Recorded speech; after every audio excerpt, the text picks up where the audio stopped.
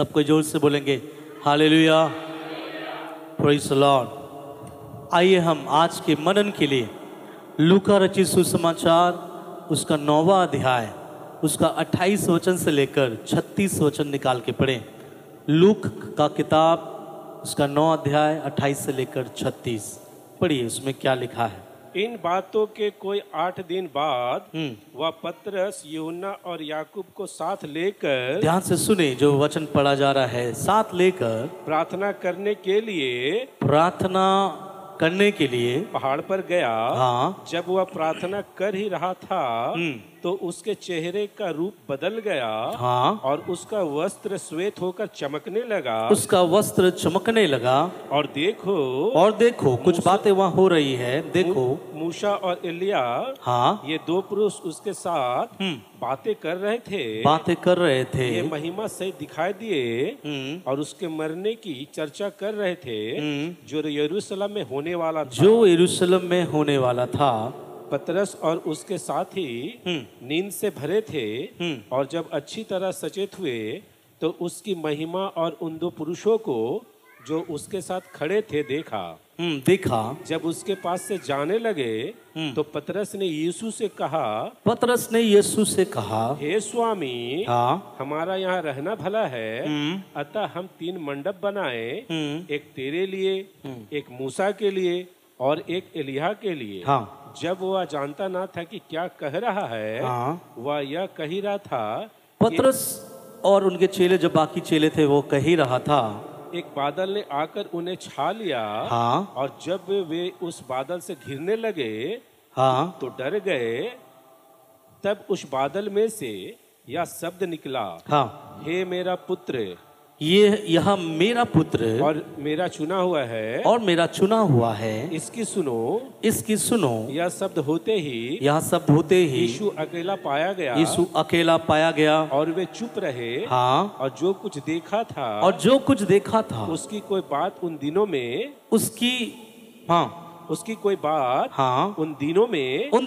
किसी से ना कही।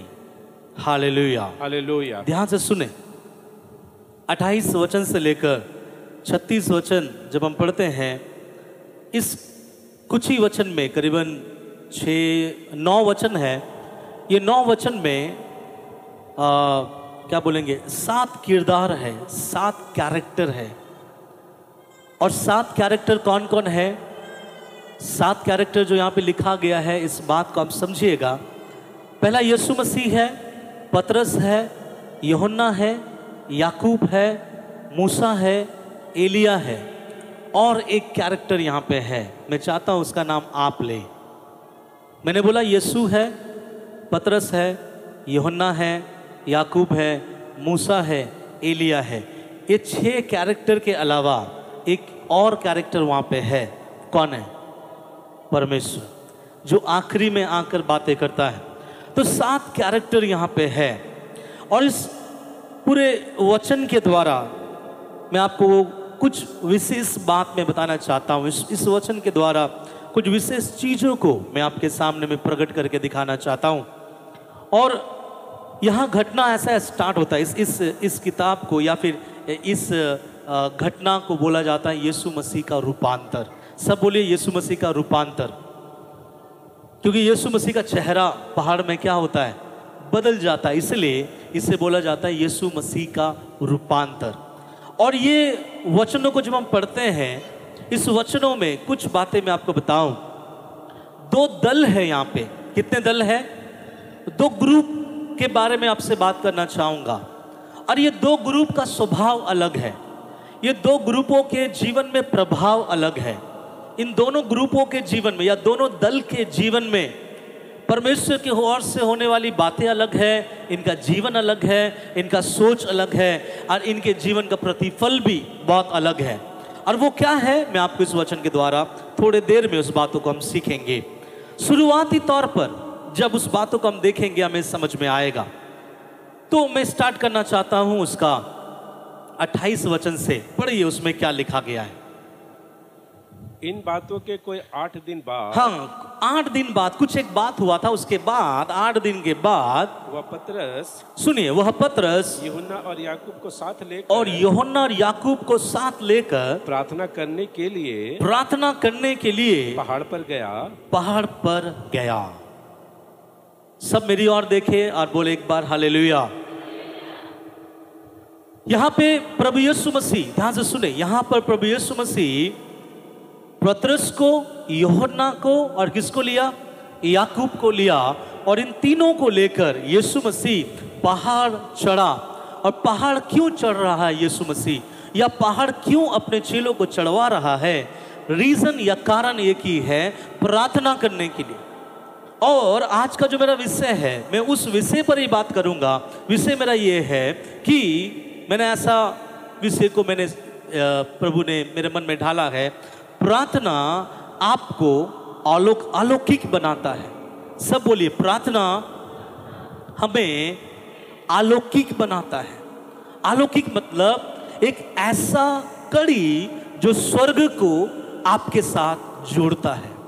मालूम है आपको और आपके परमेश्वर के राज स्वर्ग देश को आपके साथ जोड़ने के लिए वो क्या चीज है जो आपके साथ जोड़ा जाता है? वो है आपका प्रार्थना, जो आपको आपके स्वर्गीय राज्य के साथ जोड़ देता है। इसलिए यहाँ पर प्रार्थना के लिए यीशु मसीह अपने साथ यूहन्ना को लिया, पतरस को लिया और याकूब को लिया, और इन तीनों को लेकर प्रभु कहाँ गया? पहाड़ पर चढ़ गया। अब एक बात मेरा आपसे है, प्रार्थना करने के लिए पहाड़ क्यों चढ़ा प्रभु? क्या प्रार्थना करने के लिए कहीं और नहीं जा सकता था? प्रार्थना करने के लिए कहीं और नहीं बैठ सकता था? क्या प्रार्थना करने के लिए किसी के घर में नहीं जा सकते थे? क्या प्रार्थना करने के लिए कोई और मैदान में नहीं बैठ सकता था? जा सकता था, लेकिन यहां पर एक विशेष आत्मिक बात है, मैं आपको बताना चाहता हूं। आत्मिक बात ये है, जब आप प्रार्थना के बारे में अगर संदेश सुने, जब आप प्रार्थना के बारे में कुछ बातों को शिक्षा में अपने जीवन में ले, तो pray life is not easy life.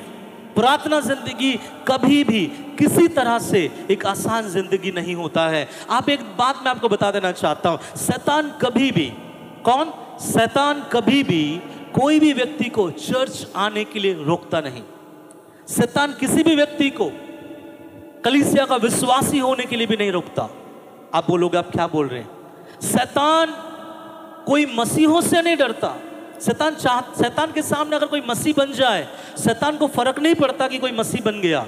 शैतान को फर्क पड़ता है मसीह बन जाओ, परंतु प्रार्थना करने वाला मसीह मत बनो।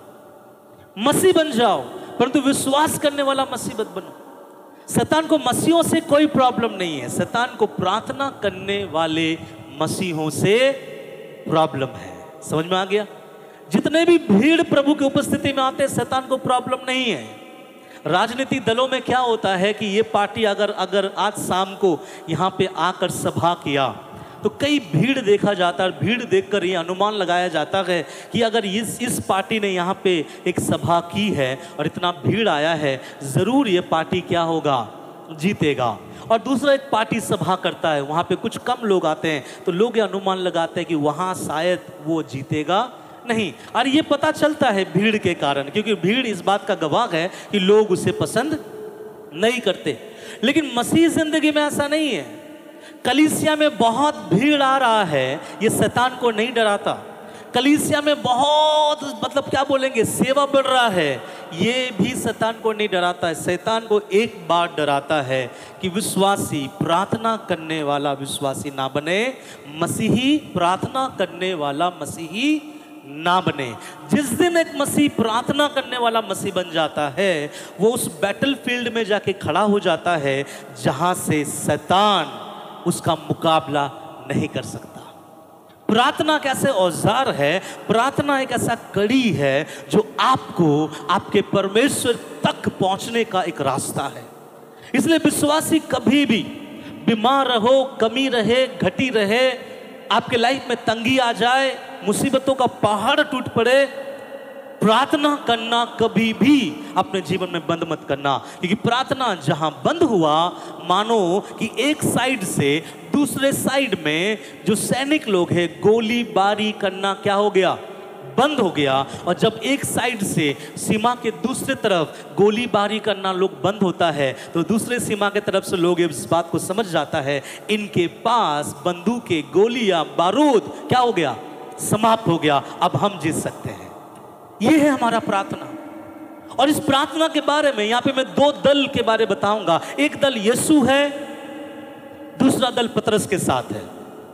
यीशु प्रार्थना को लेकर कैसा सीरियस है, दूसरे दल प्रार्थना को लेकर क्या कर रहे हैं। यीशु प्रार्थना के साथ इतने घुल मिलने के कारण यीशु के जीवन में क्या उपकारों को देखे और चेलों ने प्रार्थना को लेकर कैसा अपने मन में ठाना, उसके ऊपर किन बातों को देखते हैं इसको हम समझेंगे। तो यीशु उन लोगों को ले गया, कहां ले गया, पहाड़ पे। क्या करने के लिए ले गया, प्रार्थना करने के लिए। अब एक बात याद रखिए, जब भी आप कभी प्रभु से बोले प्रभु मेरे आत्मिक जीवन को बढ़ा दीजिए, मैं आत्मिक जीवन में और बढ़ना चाहता हूं, प्रभु आपको भी अपने साथ ऊंचे पर ले जाएगा ताकि आप वहां बैठकर क्या करें, प्रार्थना करें। परंतु प्रभु ले जाएगा, प्रभु आपसे प्रार्थना करवाएगा नहीं। प्रार्थना करना आपकी जिम्मेवारी है, प्रार्थना करना आपका चॉइस है, प्रार्थना करना ये आपका डिसीजन है, प्रार्थना करना ये आपका निर्णय है। इसमें परमेश्वर कभी भी हस्तक्षेप नहीं करता। आप में से कितने यहाँ हाथ उठाकर बोल सकते हैं कि मुझे हर दिन परमेश्वर जोर जबरदस्ती मेरा गर्दन पकड़ के सुबह उठाकर प्रार्थना करवाता है। कितने यहाँ पे ऐसे लोग हैं जो बोल सकते हैं मेरा परमेश्वर फोर्सफुली मुझे प्रार्थना में बैठाता है? कोई नहीं। क्यों? क्योंकि प्रार्थना लाइफ आपके ऊपर डिपेंड है। अगर आप प्रार्थना जीवन बढ़ाओगे आप बढ़ा सकते हो, आप घटाना चाहो आप घटा सकते हो। लेकिन इस वचन के द्वारा मैं कुछ बातें बताना चाहूंगा। फिर से पढ़ दीजिएगा बोला पहला वचन, ध्यान से सुने। इन बातों के कोई 8 दिन बाद वह पतरस यूहन्ना और याकूब को साथ लेकर प्रार्थना करने के लिए पहाड़ पर गया। यीशु ने पतरस, यूहन्ना, याकूब को प्रार्थना करने के लिए कहाँ ले गया? पहाड़ पर ले गया। वो क्या कर रहा है वो बात में हम देखेंगे, लेकिन यीशु के बारे में कुछ बातें देखेंगे। आगे पढ़िए क्या लिखा गया है। जब वह प्रार्थना कर ही रहा था, सुनिए, सब बोले हालेलुया हालेलुया। यहाँ जो बच्चे लोग बैठे हुए, सुसन्ना, सैरोन, सब मेरी और देखो, मेरे तरफ देखो, यहाँ पे आके बैठो। अगर आप लोग चर्च में बैठे हैं तो चर्च आपका भी है, ठीक है? सब बच्चे लोग यहाँ पे देखो। वो छोटा बच्चा को ऊपर ध्यान मत दो, ठीक है? नहीं तो हम सबके बीच हम खड़ा करवा देंगे। ये बात में नहीं बोलना। समझ में आ रहा है मेरे बातों को? सब बोले हालेलुया। जब भी ऐसा घटना हो बोले प्रभु हालेलुया। क्यों? उन लोगों को बुद्धि दे प्रभु। अब ध्यान से सुने और सब यहाँ पे देखें। यीशु मसीह जब पहाड़ पे गया वो प्रार्थना करने लगा। फिर से पढ़िए, क्या करने लगा? जब वह प्रार्थना कर ही रहा था। जब वो प्रार्थना कर ही रहा था तो बस देखिए, यीशु पहाड़ पर क्यों गया? यीशु पहाड़ पर क्यों गया? अरे मैं आपसे पूछ रहा हूं, यीशु मसीह पहाड़ पर क्यों गया और उसके चेलों को क्यों ले गया? चेले क्या कर रहे हैं और यीशु क्या कर रहा है? या यीशु चेलों को क्यों नहीं उठा रहा है? अरे तुझे नीचे से हम ऊपर इसलिए लेके आए ताकि तुझको कुछ आज विशेष बातों को दिखाए। देखिए, हम लोग सोचेंगे आज चेलों ने बहुत अच्छा दर्शन देखा है, चेलों ने आज मूसा को देखा है, चेलों ने आज एलिया को देखा है, चेलों ने आज अलौकिक काम को देखा है। लेकिन मैं ऐसा मानता हूं शायद परमेश्वर चेलों के साथ आज और बहुत कुछ बड़ा करना चाह रहा था, लेकिन चेले मिस कर गए। चेले क्या कर गए? मिस कर गए। यहां पर यीशु पहाड़ पे चढ़ा, क्या करने? प्रार्थना करने। यीशु अपने एक दर्शन के साथ चढ़ा और दर्शन के साथ बैठा, लेकिन उसके चेले जो प्रार्थना करने के लिए चढ़े लेकिन ऊपर चढ़कर सो रहे हैं। आपको मालूम है क्रिश्चियंस लाइफ, मसीह जिंदगी एक दर्शन से चलने वाला जिंदगी है। हम लोग ऐसे चलने वाले लोग नहीं हैं। मन किया चर्च आ गए, मन नहीं किया चर्च नहीं गए, मन किया हाथ उठाए, मन किया हाथ नीचे कर दिए, मन किया प्रभु की स्तुति किए, मन नहीं किया प्रभु की स्तुति नहीं किया। नहीं, बाइबल एक बात कहता है मसीहों के जीवन में एक फोकस होना चाहिए, एक दर्शन होना चाहिए, एक एम होना चाहिए। अगर एम नहीं है, फोकस नहीं है, हम एक दिन अचानक से गिर जाएंगे। स्पिरिचुअल लाइफ में हम ग्रोथ नहीं पा पाएंगे। क्यों? दर्शन का होना बहुत जरूरी है। जो बाइबल में लिखा गया नीति वचन उसका 29 का 18 में ऐसा लिखा गया है। सुनिए क्या लिखा गया है। नीति वचन उसका 29 अध्याय उसका 18 वचन। जहाँ दर्शन की बात नहीं होती, जहां कहीं किसी विश्वासी में, किसी कलीसिया में, किन्हीं लोगों में दर्शन की बात नहीं होती, वहाँ लोग निरंकुश हो जाते हैं। वहां लोग कैसे हो जाते हैं? निरंकुश हो जाते हैं। कैसे हो जाते हैं? निरंकुश हो जाते हैं। बस लोग क्या हो जाते हैं? निरंकुश हो जाते हैं। मतलब खुशी, चैन, आराम सब चला गया। क्यों? क्योंकि मसीह जिंदगी में एक दर्शन के साथ चलना बहुत जरूरी है। मालूम है हम क्यों सुबह उठ के प्रार्थना करते हैं, क्यों प्रभु की आराधना करते हैं? आज हम लोग कम लोग हैं, मिलके प्रभु की महिमा प्रशंसा क्यों करते हैं? आज इसलिए हम मिलके प्रभु की महिमा प्रशंसा करते हैं। एक दर्शन है हमारे पास, एक दिन भीड़ के बीच में सेवा करेंगे, भीड़ के बीच में आराधना करेंगे, हजारों लोगों को परमेश्वर लेके आएगा, कई लोगों को छुटकारा देगा, कई लोगों को प्रभु संभालेगा। उन दिनों को याद करते हुए आज से एक दर्शन के तहत हम बैठकर प्रार्थना करते हैं। दर्शन नहीं है आप कुछ नहीं कर सकते हैं। कितने लोग अपने बच्चों के लिए अपने दिल में संकल्प लिए कि मेरे बच्चे बड़े होकर ये बनेंगे? कितने लोग ये सोचे हैं? वे अपने हाथ उठाए ना। ओके, बहुत किसी ने हाथ उठाया। अगर हम सोचते मेरा बच्चा बड़ा होकर ये काम करे, तो आपके बच्चे जब बड़े हो जाएं तब उसको स्कूल में डाल दो। ठीक है? कितने लोग सोचते हैं अपने बच्चों को डॉक्टर बनाना है, कोई सोचते इंजीनियर बनाना है, कोई सोचते आईएएस ऑफिसर, कोई ये कोई वो। जो भी अपने बच्चों के बारे सोचता है कि एक दिन मेरा बच्चा इस पोस्ट में जाए, तो मेरा एक सलाह मान ले, जब आपका बच्चा 21-22 साल का हो जाए, भला बुरा समझना शुरू कर दे, सही खान पान करना सीख जाए, क्या सही है क्या गलत है जानना शुरू हो जाए, तब 21-22 साल के लड़के को, 21-22 साल के लड़की को ले जाकर आप कोई इंजीनियरिंग कॉलेज में, कोई एमबीबीएस कॉलेज में आप दाखिल करवा दीजिए। और वे लोग बहुत खुशी खुशी आपके बच्चों को दाखिल कर लेगा? नहीं।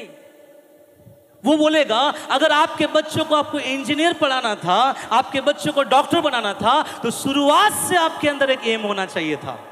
जब आपके बच्चे छोटे थे उस समय से आपके अंदर एक दर्शन होना चाहिए, एक एम होना चाहिए, और उस एम के तहत आपको आगे बढ़ाना चाहिए। तब जाकर आज आपका बच्चा कुछ भले जगह पर पहुंच जाता। वैसे ही स्पिरिचुअल लाइफ है। आपको अगर आपका कल नहीं दिखाई देता, अगर आपको जो चाहिए वो चीज अगर आप अपने कल पे नहीं देखते, तो आज का मसीह जिंदगी आपका चौपट हो जाएगा।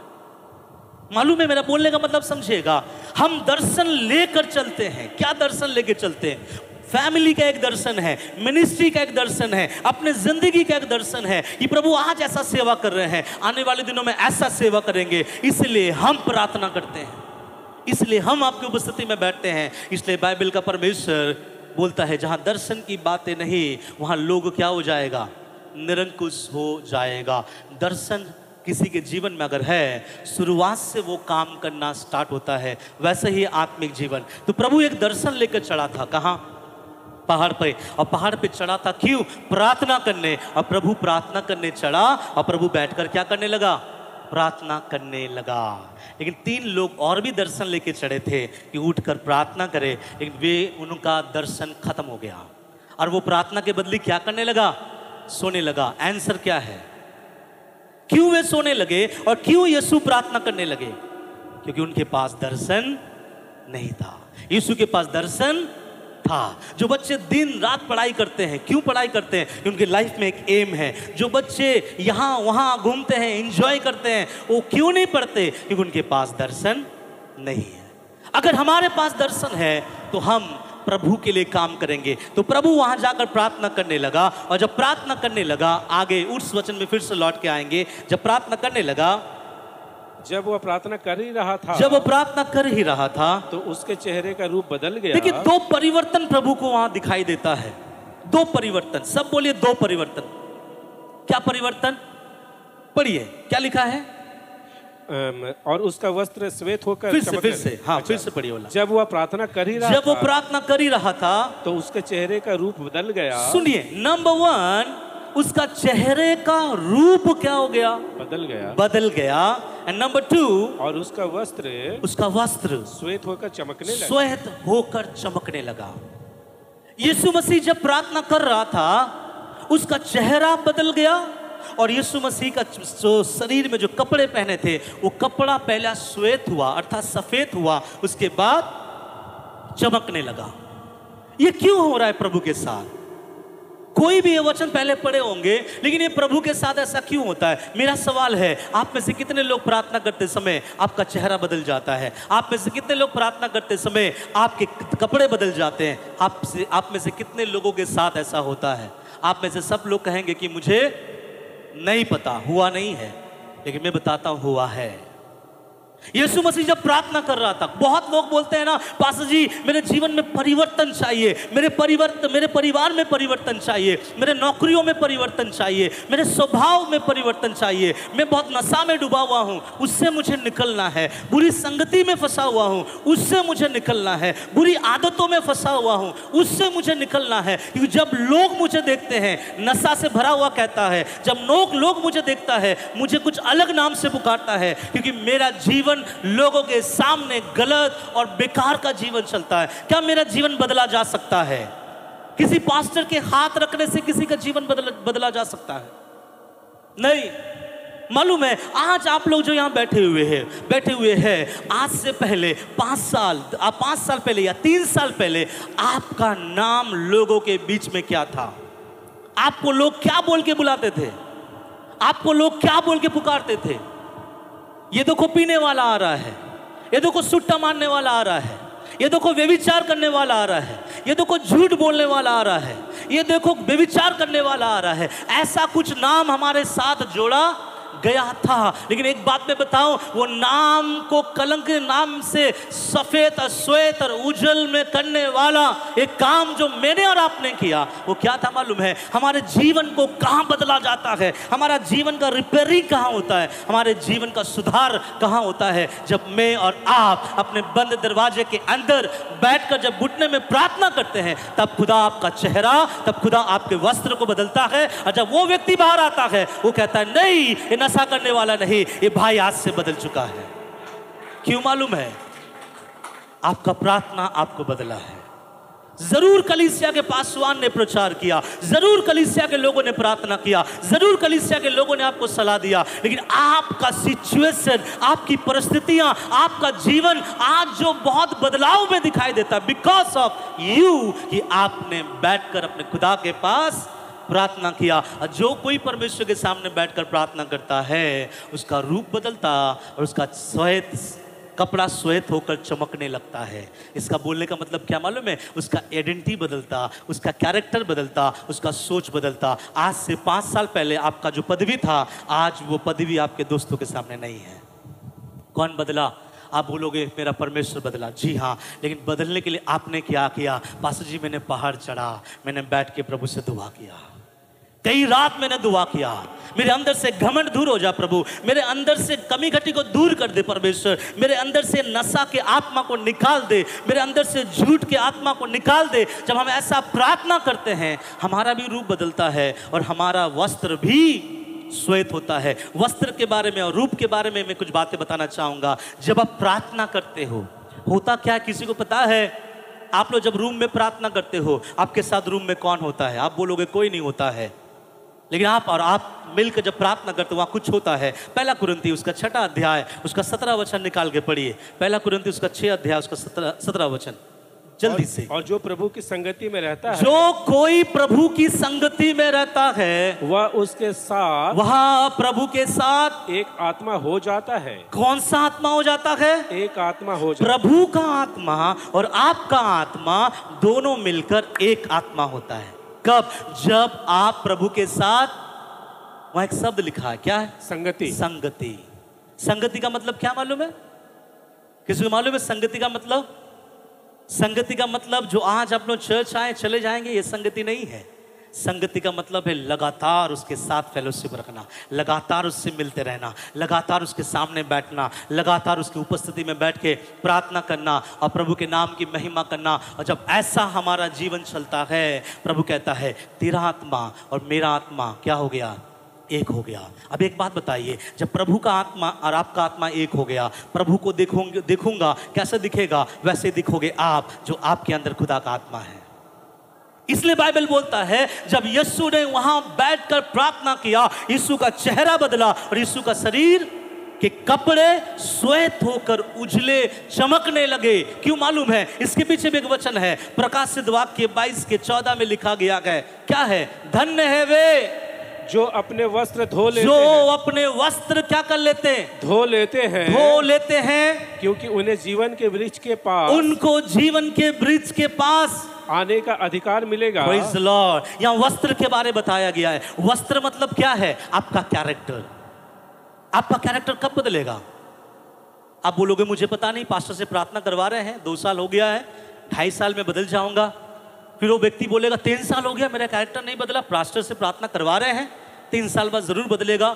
3.5 साल हो गया, फिर लोग पूछे क्या बात है सिस्टर आपका कैरेक्टर बदला नहीं? 3.5 साल हो गया है, पास्टर से प्रार्थना करवा रहे हैं, 4 साल में हो जाएगा। 4 साल तो क्या, 40 साल भी लगा दो, किसी पास्टर की प्रार्थना से आपका नियत, आपका जीवन बदलने वाला नहीं है। जब तक आप एहसास ना करो, जब तक आप ना बैठो, और जब आप बैठते हो आपका खुदा, आपका चेहरा बदलता है, आपके परिवार का रूप बदलता है, आपका सिचुएशन बदलता है, आपके जीवन के उस पड़ाव को बदलता है, आपके जीवन के उन बातों को बदलता है। यहाँ गवाही देने के लिए बहुत सारी बातें यहाँ पर है, बहुत सारे लोग यहाँ पे है। मैं सबके जिंदगी से अगर गवाही दूं तो कई घंटा लग जाएगा, लेकिन फिर भी मैं गवाही देना चाहता हूं, किसी ना किसी को लेकर गवाही दूं ताकि आप इस बात को जाने। जब मैं बोल रहा हूं ये कॉमन गवाही है, आप जब प्रभु के पास नहीं आए, आपका जीवन को थोड़ा सा सोच लो। आप कौन थे?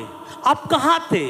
लोग आपको कैसे बोलते थे? आप लोगों के सामने क्या आदर आपको मिलता था? आप थोड़ा सा सोच लो। आपका जीवन, आपका चरित्र, आपका व्यवहार, आपका कर्म और आपका जेब भी किस प्रभाव में चलता था, आप देख लो। लेकिन आपको एक जीवित परमेश्वर के साथ मुलाकात हुआ, किसी भी तरह से, किसी भी जगह से आप कलीसिया में आना शुरू किए, आपने एक चीज सीखा कि घुटने टेक कर खुदा के सामने प्रार्थना करना है। आपने प्रार्थना करते गए, और कई साल के बाद आज अपने जीवन को देखो, आपके लाइफ को आपके खुदा ने बदल के रख दिया।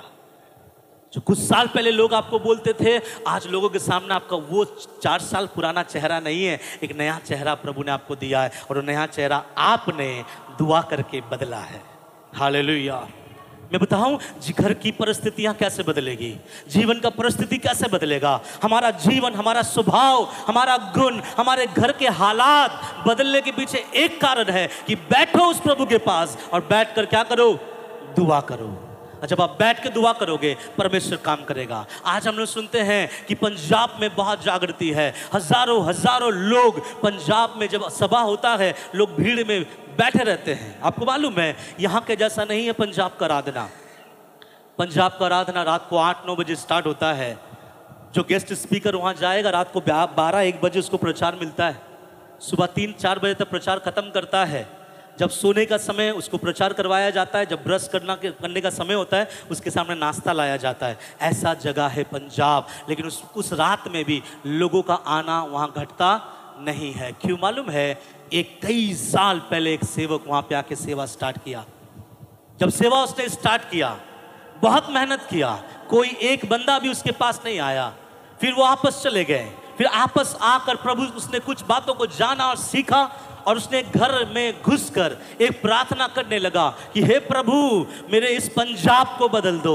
और उनको बोला जाता है रो रो कर वो केवल एक ही प्रार्थना करता था, इस पंजाब को बदल दो, पंजाब को बदल दो, पंजाब को बदल दो। और ऐसा लगातार कई सालों तक रो रो कर प्रार्थना किया। जरूर उसके जीवित रहते हुए कोई अद्भुत काम नहीं हुआ, लेकिन आज उसका कटनी का फल मुझे और आपको दिखाई दे रहा है। हजारों लोग आ रहा है। क्यों?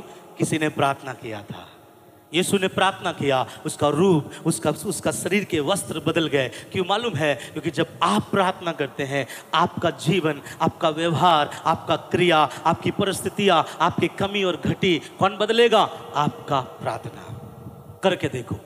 इसलिए मैं बोल रहा हूं लगातार प्रार्थना में रहो। कमी आने दो, घटी आने दो, आपके जीवन में लोग कोसने दो आपको। कभी आपके जीवन में कुछ चीजों का अभाव होगा, कमी होगा, लगातार प्रार्थना करने वालों का बोलिए चेहरा बदलता है। लगातार प्रार्थना करने वाले के वस्त्र बदलते हैं, और वो यीशु के साथ हुआ। तो हमारा वस्त्र कब बदलेगा? हमारा चेहरा कब बदलेगा? प्रार्थना। और जब यीशु प्रार्थना कर रहा था, जब वस्त्र बदला और चेहरा बदला, जब आपका वस्त्र बदलता है, जब आपका चेहरा बदलता है, उसके साथ और भी कुछ होता है जो यीशु के साथ हुआ। अब आगे पढ़िए उसी वचन में, जब उसके चेहरा बदल गया, आगे और देखो मूसा और एलिया ये दो पुरुष उसके साथ बातें कर रहे थे। सब बोले हालेलुया। हालेलुया। कौन किससे बातें कर रहा था? कौन है मूसा? पुराने नियम के एक सामर्थी सेवक। एलिया कौन है? पुराने नियम का एक सामर्थी सेवक। यहां पे क्या लिखा है? मूसा और एलिया किससे बात कर रहा था?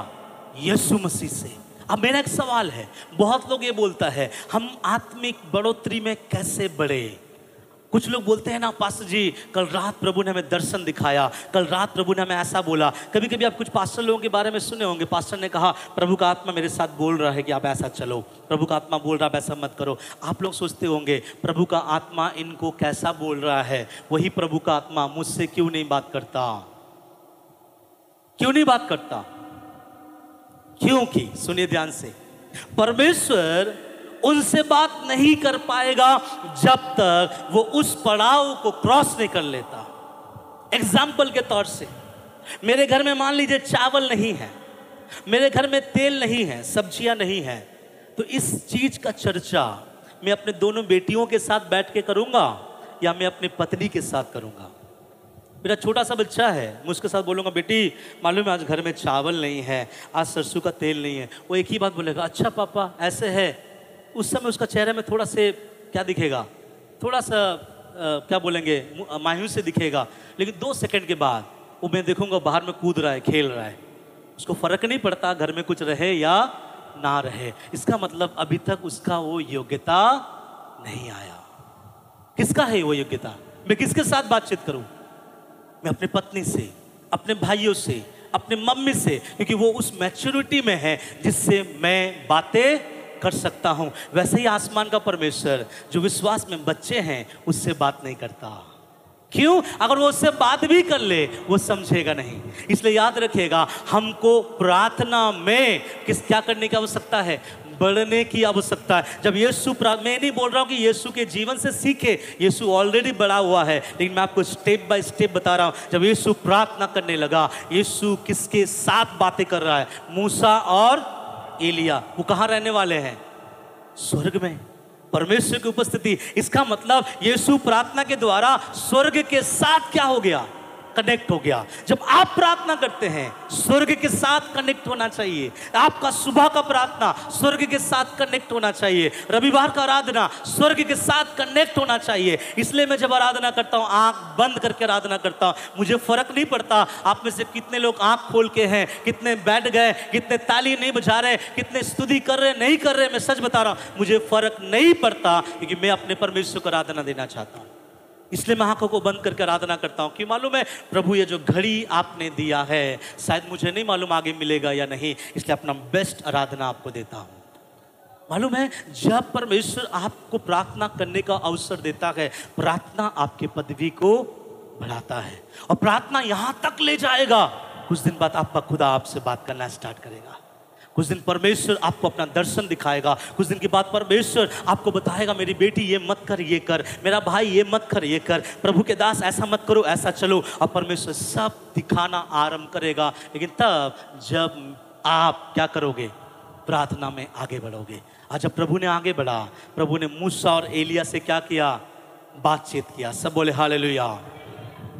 तो यहां एक दल है। कौन दल है? यीशु है, मूसा है, एलिया है।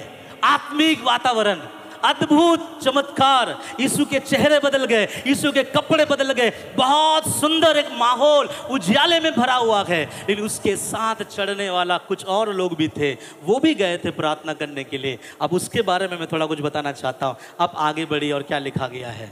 ये महिमा सहित दिखाई दिए, हाँ, और उसके मरने की हाँ चर्चा कर रहे थे जो यरूशलेम में होने वाला था। हाँ, पतरस और उसके साथी। सुनिए, सब मेरी ओर देखिए, पतरस और उनका साथी। कई बार हम लोग पतरस पे दोष लगाते हैं ना कि पतरस गलत था, पतरस गलत था। आज सुन लो, केवल आज यहाँ पतरस गलत नहीं है। कौन गलत है? उसके साथी कौन है? यूहन्ना और याकूब को। ये कौन सा यूहन्ना है जो यीशु के कांधे पर सर रख के सोता है या बात करता है? याकूब। आपको मालूम है यीशु के सारे चेलों में से बेस्ट चेला था कौन? पतरस, यूहन्ना, याकूब। आप थोड़ा सोच के देखिए, बेस्ट चेलों का ये हाल है तो बाकी 9 चेलों का क्या हाल होगा? आप उसका हाल जानना चाहते हैं? मैं बता देना चाहता हूं, आप मत पढ़िए।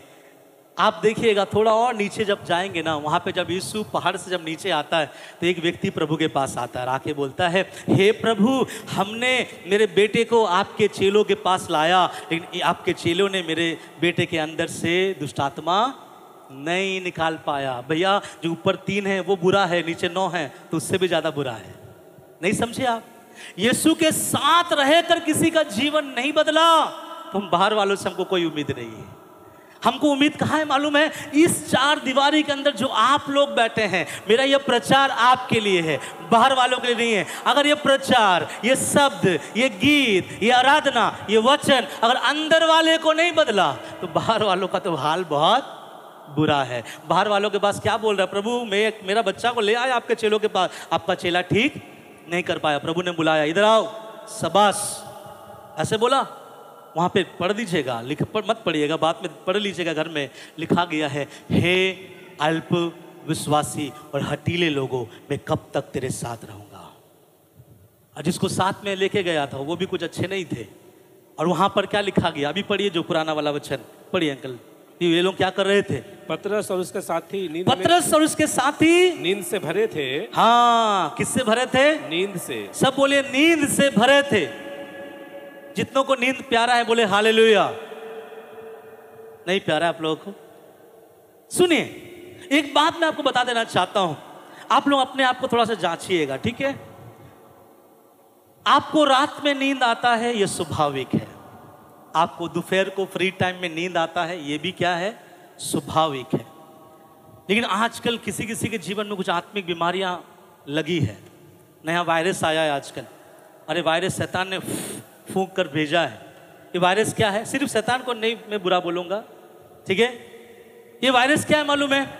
आराधना स्टार्ट होते साथ नींद आना, प्रचार स्टार्ट होते साथ नींद आना, खुद बाइबल पढ़ते साथ नींद आना। ये बीमारी किस किस को लगा है? हमारे कलीसिया में लगा है। Praise the Lord. मैं भैया का दाग देता हूं, जो उसके लाइफ में है वो सच में हाथ उठाता है। मैं आपका दवा भी बताऊंगा, ठीक है? नहीं है, और भी है, हाथ नहीं उठाना चाह रहे। हाथ उठा लेंगे तो फिर मुश्किल हो जाएगा ना। सुनिए, ये बीमारी है, किसी किसी को मैं देखता हूं। मालूम है, जब मैं बाइबल कॉलेज में जाकर हमारे बाइबल कॉलेज के विद्यार्थियों को पढ़ाता हूं, मेरा क्लास होता है आपका सुबह 10 बजे से।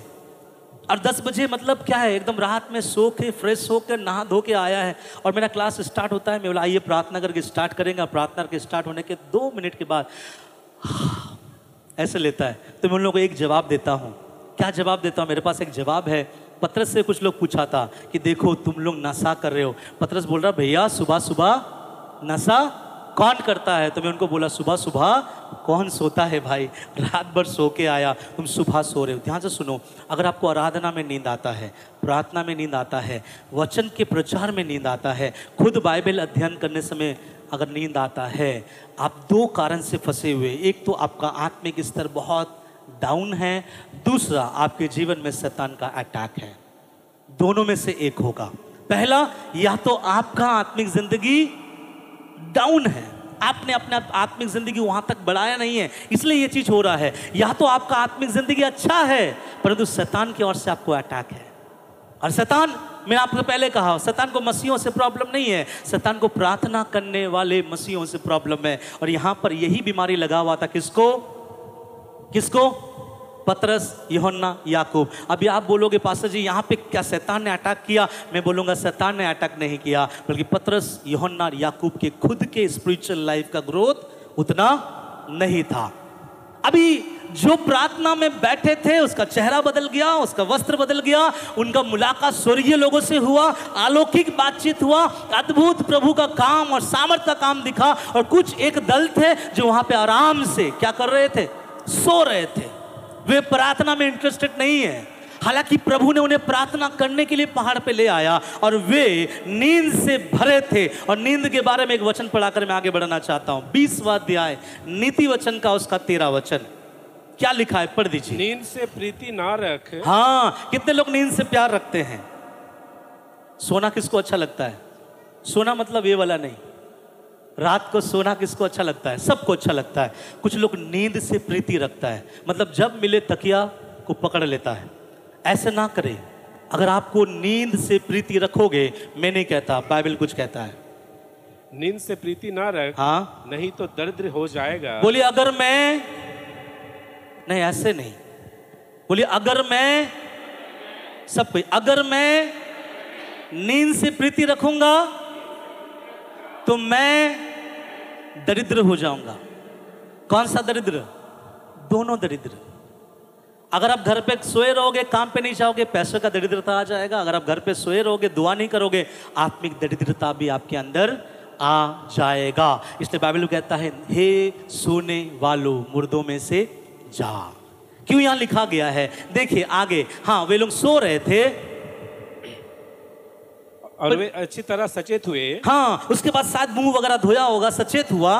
उसकी महिमा और उन दो पुरुषों को, हाँ, जो उसके साथ खड़े थे, जो उसके साथ खड़े थे, देखा। जब वे उसके पास से जाने लगे, जब वे उसके पास से जाने लगा, तो पतरस ने यीशु से कहा, तो पतरस ने यीशु से कहा, हे स्वामी, हे स्वामी, हमारा यहाँ रहना भला, हमारा यहाँ रहना भला है। मैं अगर वहां रहता पतरस से मैं जरूर पूछता, मैं बोलता यहाँ रहकर दुआ तो होता नहीं तुमसे, लेकिन अभी तुम क्या बोल रहे हो? हमारा यहाँ रहना भला है। आप थोड़ी देर पहले क्या कर रहे थे वहां रह के? अभी पतरस क्या बोल रहा है? हमको यहाँ रहना बहुत अच्छा है। एक मैसेज मैं आपको देना चाहता हूं इस वचन से। कुछ लोगों को चर्च की आराधना से मतलब नहीं, कुछ लोगों को चर्च के प्रचार से मतलब नहीं, लेकिन चर्च में मिरेकल होगा, चर्च में प्रोफेसी होगा, चर्च में अद्भुत काम होगा, तब वो बोलेगा ये चर्च बहुत बढ़िया चर्च है। उस चर्च से उनको चर्च को लेकर मतलब नहीं है, पतरस को प्रार्थना से मतलब नहीं है। पतरस आराम से सो रहा था, उसने एक अलौकिक काम देखा और अलौकिक काम देखने के बाद तब उसे इस बात का महसूस हुआ और बोला, हे प्रभु, हमारा यहाँ रहना भला है। मैं रहता तो प्रभु के बगल से बोलता, हाँ प्रभु रहना भला है, क्योंकि यहाँ पे नींद उसको अच्छा आता है। पतरस क्यों रहना चाहते हो आप यहाँ पे? क्योंकि पतरस ने क्या देखा? बोलिए ना, क्या देखा? महिमा देखा। कितने लोग मालूम है कलीसिया बदलता है एक रीजन से कि उस कलीसिया में चिन्ह और चमत्कार ज्यादा होता है। लोग कलीसिया पास्टर बदल देते हैं क्योंकि नहीं, उस कलीसिया का पास्टर हाथ रखने के बाद छटपटा जाता है। भैया छटपटाना ठीक है, छटपटा के अपना हड्डी तोड़वाना और खराब है। कुछ लोगों को मजा आता है, हर सप्ताह छटपटाओ। मैं कभी कभी सोचता हूं, कुछ एक ऐसे जगह पे मैंने सेवा किया और मैंने एक जन के लिए प्रार्थना किया, नॉर्मल प्रार्थना किया, छटपटा के गिर गया। ओके प्रभु धन्यवाद तेरा, जो भी था उसके अंदर निकल गया। दूसरे सप्ताह गया, वो बहन फिर से आई, फिर से प्रार्थना किया, फिर से छटपटा के गिर गया। मैं बोला प्रभु कोई बात नहीं, प्रभु आपका धन्यवाद, महिमा आपको मिले। तीसरा सप्ताह फिर से गया, वो बहन फिर से आई, फिर से हाथ लगा के प्रार्थना किया, फिर से छटपटा के गिरा। बोला नहीं प्रभु आपका धन्यवाद नहीं करूंगा। क्यों? क्योंकि इसका फितरत हो चुका है हर सप्ताह आकर क्या करना? गिरना। आपको पता है हम लोग मीटिंग रखे थे, एक प्रभु के अच्छे दास को हम लोगों ने बुलाया और हम लोगों ने प्लान किया कि जो 3 दिन सभा होगा, आखिरी दिन के सभा में जितने भी वॉलंटियर्स हैं, वॉलंटियर्स मतलब आप लोग देखे होंगे जो बीच में बैच लगा के घूमते हैं, दान लेते हैं, उनको हम लोगों ने नियुक्त किया था। तो हम लोग बोले आप लोग बिल्कुल चिंता ना करें, आखिरी दिन इस पासवान के द्वारा आपके लिए प्रार्थना किया जाएगा। तो हम लोगों ने एक रूम के अंदर प्रभु के दास, जैसा मीटिंग खत्म हुआ स्टेज में से उसके अंदर लाए और वहाँ पे हम लोग बोले पास्टर जी इस हमारे इस जवान ग्रुप के लिए, म्यूजिक टीम के लिए और हमारे इस वॉलंटियर के लिए प्रार्थना करो। और हम लोग यहाँ पे ऐसे खड़े, मैं थोड़ा बाहर खड़ा हूँ क्योंकि लोग दबे आ रहे हैं पास्टर के सामने, मैं वहाँ संभाल रहा, बाकी लोग बाहर रखो, अभी स्पेशल प्रार्थना चल रहा है। मैंने सोचा हमारा वॉलंटियर लोगों के लिए प्रार्थना होगा, सब प्रभु का आत्मा में भरेगा और प्रभु ने आशीषित करेगा। 5-6 वॉलंटियर पूरा लटपट हो रहा है वहाँ पे, 5-6 वॉलंटियर लटपट हो रहा है। और जब हम देखा कि जब मैंने ऐसा देखा तो लटपट ऐसा नहीं दुष्ट आत्मा की वजह से हो रहा था, लेकिन वही दुष्ट आत्मा वहाँ पे ऑफरिंग भी ले रहा था। कहाँ पे? थोड़ी देर पहले। तो मैं बोलना ये चाहता हूँ, जहाँ पर अलौकिक काम होता है लोगों को वहाँ रहना अच्छा लगता है। आपको कहाँ अच्छा रहना लगता है? आपको कहाँ अच्छा लगता है रहने के लिए? मैं आपसे पूछ रहा हूँ। जहाँ वचन है। मैं नहीं बोलता अलौकिक कार्य बेकार है, अलौकिक कार्य होना चाहिए, लेकिन पतरस थोड़ी देर पहले आपका परमेश्वर आपको नीचे से ऊपर लाया क्या करने के लिए? अलौकिक काम करने के लिए नहीं, प्रार्थना करने के लिए। प्रार्थना समय आप सो रहे थे, जब अलौकिक काम हुआ आपने बोला प्रभु यहाँ रहना बहुत अच्छा है। कुछ लोग ऐसा ही है, कुछ लोग ये चर्च छोड़ के कुछ और चर्च में चले जाते हैं। क्यों? जब पूछते हैं क्यों जा रहे हैं, नहीं वहाँ का पास्टर बहुत पावरफुल है। हाथ बढ़ाते साथ 5-6 आदमी ऐसा गिर जाता है। मैंने पूछा कब कब गिरा? हर सप्ताह गिरा। कौन कौन गिरा? जो पहले सप्ताह गिरा, दूसरा सप्ताह वही गिरा। तो मेरा ये बोलना है, कब तक गिरते रहोगे? बाहर वाले को जो गिर रहे हैं उसको कब उठाओगे? समझ में आ रहा है? हम कब तक गिरते रहेंगे? जो लोग बाहर गिर रहे हैं उसको कब उठाएंगे? हालेलुया। प्रभु से दुआ करो कि प्रभु एक बार मैंने पाप में गिरा था, तेरा नाम लिया, तूने मुझे उठाया। ऐसा सामर्थ्य दे जो लोग बाहर गिरे हुए हैं उसको उठाकर कलीसिया के अंदर लेके आए। हालेलुया। ये हमारा होना चाहिए। पतरस ने बोला हमारा यहाँ रहना अच्छा है। और देखिएगा जो लोग प्रार्थना नहीं करते हैं उसके माइंड में प्लानिंग भी बहुत होता है, और पतरस के माइंड में तुरंत प्लानिंग आ गया, बहुत बढ़िया प्लानिंग आया। प्रभु बोला होगा बेटा शाबाश, मेरे पास सिर्फ 10 रुपया तू ले लेना। आगे क्या लिखा है पढ़िए। अतः हम 3 मंडप बनाए। हाँ, पतरस के पास प्लानिंग है। प्रभु इतना अलौकिक काम हमने देखा है, हमको ये जगह छोड़ने का इच्छा नहीं है। प्रभु मन में सोच रहा बेटा ये अलौकिक काम इसलिए हुआ क्योंकि तेरा परमेश्वर बैठ के पहले प्रार्थना किया। अगर मैं बैठ के प्रार्थना नहीं करता, अगर मेरा चेहरा नहीं बदलता, अगर मेरा वस्त्र नहीं बदलता, क्या मूसा और एलिया आता? नहीं। ये जो माहौल जो है, ये माहौल तैयारी होता है प्रार्थना में। यही कुछ लोगों को नहीं आता समझ में।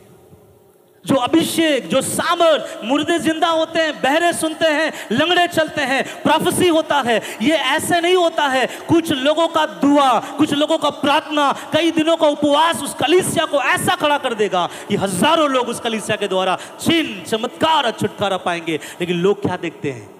केवल चिन्ह, केवल चमत्कार। और उसके पास एक आइडिया है। बोला प्रभु हम यहाँ से नहीं जाएंगे, और हमने प्लानिंग भी कर लिया है घर बनाने का। और किसके लिए घर बनाएंगे? एक तेरे लिए प्रभु, सबसे पहला तेरे नाम का एक घर, एक मूसा के लिए, दूसरा घर मूसा के नाम से, और एक एलिया के लिए, एक एलिया के लिए। Praise the Lord. आपको क्या लगता है पतरस ने सही सलाह दिया प्रभु को? उसके आगे एक बात लिखा गया है, क्योंकि वह जानता था कि हाँ क्या कह रहा है। नहीं, फिर से पढ़िए उस लाइन को, एक बार पढ़िए। अच्छा, अतः हम 3 मंडप बनाए। हाँ, एक तेरे लिए, एक मूसा के लिए, एक मूसा के लिए, और एक एलिया के लिए, एक एलिया के लिए। वह जानता ना था कि क्या कह रहा। हाँ, हे पतरस तू जो बोल रहा है तुझे पता नहीं। वो बोलेगा पास्टर संजय जरूर मुझे पता नहीं, क्योंकि मैं केवल आपको बताना चाह रहा हूं नींद गया नहीं, नींद गया नहीं। इसलिए जो मुंह में आ रहा है मैं क्या कर रहा हूं? मैं बोल रहा हूं। नींद में रहने वाले विश्वासी, प्रार्थना नहीं करने वाले विश्वासी कुछ भी अनाप शनाप बकर ऐसा वैसा बोलते रहता है। और यहां पे उसने बोला प्रभु एक तेरे लिए मंडप, एक मूसा के लिए और एक एलिया के लिए। आपको मालूम है इस मंडप का इब्रानी भाषा में जो शब्द है, प्रभु तेरे लिए एक टाबरनकल बनाएंगे जो हमारा चर्च का नाम है, मूसा के लिए एक टाबरनकल बनाएंगे और एलिया के लिए टाबरनकल बनाएंगे। जब ये बात बोला वहां पे 7वां जो व्यक्तित्व था उसका एंट्री वहां हुआ। मैंने बोला इसमें 7 कैरेक्टर है। कौन है? यीशु, पतरस, यूहन्ना, याकूब, मूसा, एलिया, और सबसे आखिरी में एक कैरेक्टर वहां पे उतर आता है। और वो उतर के क्या बोलता है? यही है नया नियम के विश्वासियों के जीवन में करना। आप पढ़िए क्या लिखा है। वह यह कह ही रहा था कि एक बादल ने आकर उन्हें छा लिया। और जब वे उस बादल से घिरने लगे तो डर गए। डरना चाहिए क्योंकि दुनिया को बनाने वाला परमेश्वर उसके पहाड़ के ऊपर उतर आया और क्या बोला? तब उस बादल में से यह शब्द निकला, एक आवाज निकला, या मेरा पुत्र। सुन लो पतरस, सुन लो याकूब, सुन लो यूहन्ना, मैं तुम तीनों से कहना चाह रहा हूं ये जो यहाँ खड़ा है ये कौन है? या मेरा पुत्र है। मूसा नहीं, एलिया नहीं, और मेरा चुना हुआ है, इसको मैंने चुना। आगे इसकी सुनो। सब बोले इसकी सुनो। मैं बताऊं नया नियम का सेवा टाबरनेकल बनाने का सेवा नहीं है। नया नियम का सेवा मंडप बनाने का सेवा नहीं है। नया नियम में एक ही सेवा है, उस खुदा की सुनो। हालेलुया, केवल सुनो। नया नियम के विश्वासियों से प्रभु एक ही उम्मीद रखता है कि मैं बोलूं और तू क्या कर, सुने। इसलिए प्रकाशित वाक्य 1 अध्याय 2 अध्याय 3 अध्याय तक जब आप जाओगे, आप देख लीजिएगा वहां पे 7 कलीसिया से पवित्र आत्मा बात करते समय, यीशु बात करते समय एक बात कहता है आखिरी में, तेरा जिसके कान हो वो क्या कर ले, सुन ले। द न्यू टेस्टमेंट चर्च, नया नियम का कलीसिया मंडपों के ऊपर नहीं है, दूसरे किसी चीज के ऊपर नहीं है, एक चीज के ऊपर है, खुदा आप बोलो और मैं सुनूंगा। ये है चर्च। क्या है मालूम है? आप बोलो और मैं सुनूंगा। इसलिए परमेश्वर को उतर के आना पड़ा और प्रभु ने वहां पे रेक्टिफाई किया। जो गलत निर्णय लिया जा रहा था, जो गलत बातें बोली जा रही थी, प्रभु वहां पे उतर आया, बोला नहीं, कोई मंडप नहीं बनेगा। और मजे की बात यह है, सीखने वाली ये बात यह है, यीशु के नाम का भी मंडप नहीं बनेगा। आज बहुत सारे लोग यीशु के नाम का भी क्या बनाते हैं, मंडप बनाते हैं। यीशु मसीह ने निर्गमन की किताब उसके 20वें अध्याय में एक बात कहा। क्या लिखा है 20वें अध्याय के 1 वचन से पढ़ते समय? पढ़ने की आवश्यकता नहीं है, इसमें सबसे पहले लिखा गया है, ना तो आकाश की, ना तो पृथ्वी की, ना स्वर्ग की कोई वस्तु की प्रतिमा मत बनाना, ना कोई मूर्ति बनाना। प्रभु आप कहाँ रहते हैं? प्रभु बोले मैं स्वर्ग में रहता हूँ। इसका मतलब प्रभु ने स्वर्गीय वस्तु का भी प्रतिमा बनाने के लिए मना किया गया है। इसका मतलब मंडप किसके नाम का बना है? बोलिए ना, किसके नाम का बना है? किसी के नाम का नहीं। नया नियम सेवा केवल सुनना है। हालेलुया। और एक बात बताएं, आप कब सुनोगे प्रभु की आवाज को? आप कब जानोगे प्रभु का आवाज है? जब आप प्रार्थना में बैठोगे, जब आप दुआ में बैठेंगे, जब अपने आप को आप दोगे, आपका जीवन बदल जाएगा। और यहाँ पर परमेश्वर कहता है, मेरा बेटा यीशु का सुनो। मैं आपसे पूछना चाहता हूँ, आप किसके सुनते हैं? सब बोले हम यीशु का सुनना है। यीशु के साथ जो खड़े हो रहे हैं उसके लिए उसका ना सुने, उसको दिखाओ यहाँ पे, हेलो, चुपचाप बैठ जाओ, बाद में चॉकलेट देंगे। सुने यहाँ पे, हमको किसका सुनना है? कभी कभी हम देखते हैं मेरा यीशु के जैसा कुछ लोग सामर्थ्य के काम करते हैं, कुछ लोग महिमा के काम करते हैं, कुछ लोग अद्भुत चिन्ह और चमत्कार करते हैं। हम लोग ये डिसाइड करते हैं प्रभु उसका भी मंडप बनाएंगे और तेरा भी मंडप बनाएंगे। तब परमेश्वर बोलता है मंडप किसी का नहीं बनेगा, मेरा बेटा का केवल सुनना। कुछ दिन पहले मैंने एक चीज़ देखा, कुछ दिन पहले का बीते साल भी हुआ था, आप लोग भी देखे थे। कुछ पास्टर्स लोग पाम संडे में जब वो कलीसिया में एंट्री ले रहा था, उनके विश्वासी उनके पाँव के नीचे खजूर के डालियों को क्या किया, लेकर बिछाया। और वो पास्टर लोगों ने भी मना नहीं किया। आप बोलोगे पास्टर जी उनका मन है उसको आदर देने का, ये तो आप क्यों आप इसको मना कर रहे हो? मैं एक बात बताऊं, प्रभु जिस गधे के बच्चे के ऊपर बैठा था और वहाँ पे जो पाम ट्री या खजूर के डालियों को लेके रखा जा रहा था, वो पुराने नियम भविष्यवक्ताओं में से एक भविष्यवाणी का पूर्तिकरण था। वो अचानक होने वाली बातें नहीं था। इसलिए वहाँ पढ़ के देख लीजिएगा, लिखा गया, हे सियोन की बेटी देख तेरा राजा एक गधी के बच्ची के ऊपर नम्रता के साथ सवार होकर आएगा। ये एक परमेश्वर के बेटे के लिए एक भविष्यवाणी था जो नया नियम में पूरा हुआ। आज प्रभु के दासों के नीचे जो उस पत्तियों को ढाला जा रहा है, मेरा सवाल है क्या उसके लिए भविष्यवाणी हुआ था? नहीं। मैं देखता हूं कुछ कुछ जगह में कुछ लोग प्रभु के दास के पांव के सामने पूरा पैसों का ढेर लगा देते हैं, प्रभु के दास मना नहीं करते हैं। कुछ लोग प्रभु के दास को दंडवत भी करते हैं, पूरा प्रभु के दास लोग वहां पे है और पूरा क्या करते हैं, दंडवत। देखिए दंडवत करना अलग है, नमस्ते करना अलग है। दंडवत मतलब पूरा सो जाना, और प्रभु के दास उनको मना नहीं करते हैं। आज ऐसे ही कुछ हो रहा है कलीसिया में, लोग यीशु के साथ दूसरे का भी क्या लगा रहा है, मंडप लगा रहा है। और जब ऐसा मंडप लगेगा किसी को उतर के आना पड़ेगा। और ना तो मैं उतरूंगा, ना तो आप जाओगे, ना तो कोई और जाएगा। कौन बात करेगा?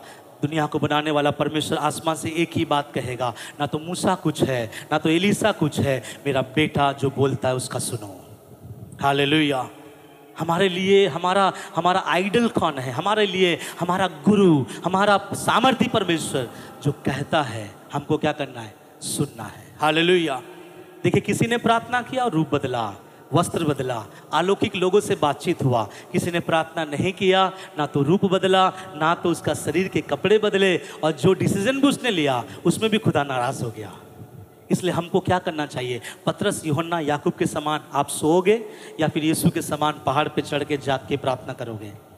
किसके समान? हाँ, और ये चीज हुआ, और ज़्यादातर मुझे लगता है ये रात के समय हुआ, पूरा एक रात। और जब सुबह यीशु नीचे आ रहा था तब वो घटना हुआ, जब उसके चेलों ने, एक जन बोला, प्रभु तेरे चेलों के पास मेरे बेटे को लाया, उन्होंने चंगा। तो मैं बोलना चाह रहा हूँ, नीचे 9 का ये हाल है, ऊपर 3 का क्या हाल था मैंने आपको बताया। हालेलुया। आपका सिचुएशन बदलेगा, आपका चेहरा बदलेगा, आपका वस्त्र बदलेगा, आपके बिजनेस बदलेंगे, आपका घराना बदलेगा, आपका माहौल बदलेगा, आपका मिनिस्ट्री बदलेगा। मिनिस्ट्री का क्या बोलेंगे, मिनिस्ट्री का अभाव या मिनिस्ट्री का जो बेरभाव है वो भी बदलेगा। किसके द्वारा? आपके प्रार्थना के द्वारा। तो सब बोले, मैं यीशु जैसा प्रार्थना करूंगा, और प्रार्थना के साथ परिवार को बदलूंगा, अपने आप को बदलूंगा, अपने बच्चों को बदलूंगा। मेरा प्रार्थना कलीसिया को बदलेगा, और ये कलीसिया हजारों को बदलेगा।